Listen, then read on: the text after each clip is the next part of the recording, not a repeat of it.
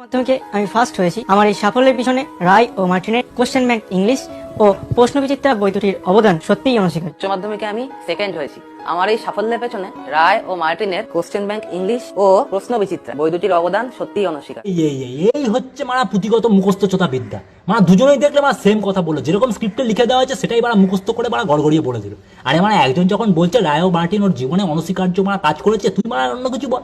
তুই মারা বল যে আমি মারা আগে পানু দেখতাম রাত দিন, তারপরে আবার হাতে পেলাম রায় ও মার্টিন। এরা যদি শুধু রায় ও মার্টিন পড়েই এক্সামে ফার্স্ট আর সেকেন্ড হয়ে থাকে, তাহলে আমি যে মারা ভিডিওতে এত গালি দিই, আমার গালি শেখার জন্য 40টা টিউশন নিয়েছি, প্রত্যেকটা গালির জন্য 2টো করে টিচার।